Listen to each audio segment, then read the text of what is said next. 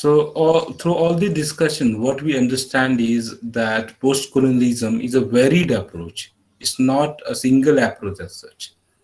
There are different critics adopt different stands according to the background, theoretical background, and what we say methodology. So it is a varied approach to textual analysis, and this approach assumes that literature, culture, and history all affect each other in significant ways. Okay, this analyzes texts, and at the same time, this approach assumes, takes for granted that literature, culture, and history all affect each other. Means they are correlated. Literature, culture, and history affect each other in significant ways.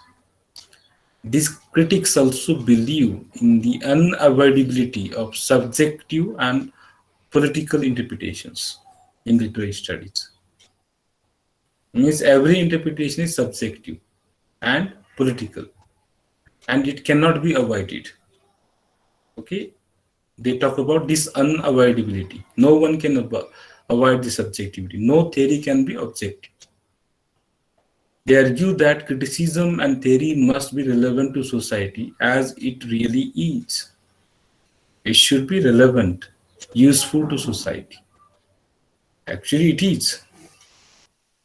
And they maintain that colonialism, was and is a cause of suffering and oppression. It is a cause that is inherently unjust. Every problem has its root in colonialism. Social, historical, cultural, okay, all problems have their roots in this colonialism. Colonialism is not a thing of the past, rather. We think that now India got independence in 1947 and that's it. The colonialism discontinued. It's not that now. It continues today, albeit in subtler and less open ways, of course. Means you can't see it. It is less open, but it continues in our thinking, in our way of life, in our perception. It continues as a form of operation. Although they went away, we see, no? Many times in Hindi movies, we come across such kind of dialogues. फिरंगी चले गए और उनके औलाद छूट गए. Okay, so this kind of, that is, connotative, that has a meaning. Because this kind of operation continues in a different form. This kind of, divide between the me and other remains. We understood that colonialism has a long, post-colonialism rather, has a long history. We think in terms of late 19th century, but it has a history of 4,000 years. Okay, when even Aryans, the Western group came to India, that was again a colonialism. Means we cannot deny that. Many or Mughals came to India. So that was again a kind of colonialism.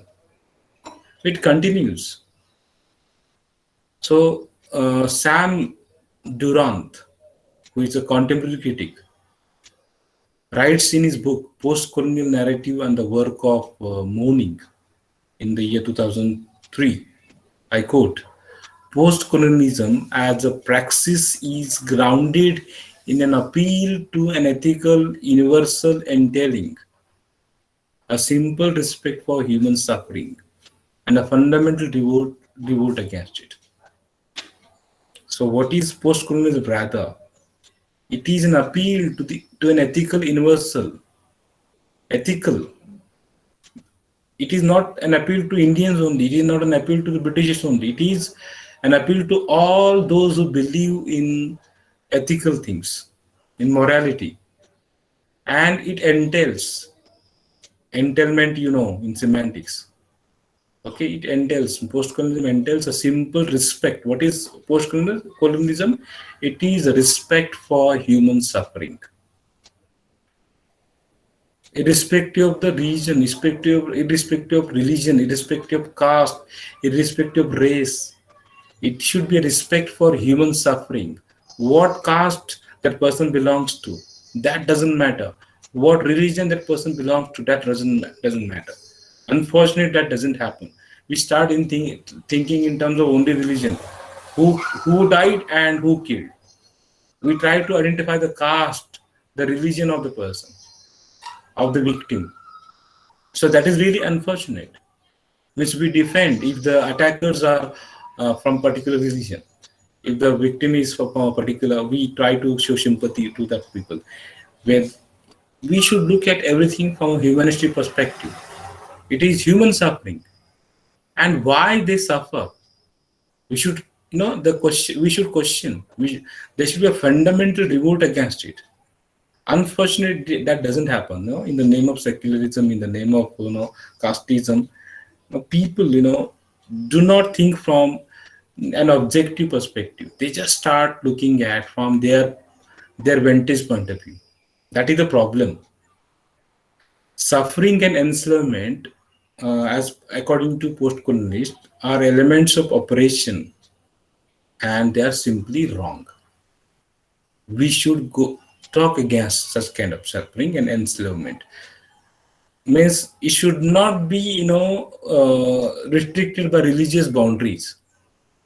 Whether the person belong to that religion or this religion, whoever it is, no one should suffer. That should be the approach. If a person from a particular religion, whether he is majority or a minority, attacks someone, that is detestable, that is condemnable. That doesn't happen. Now what happened, many of the critics, many of the scholars, they are side takers, they take sides, and the problem lies in that. One should not take any side at all. One should not defend any kind of suffering or any kind of operation.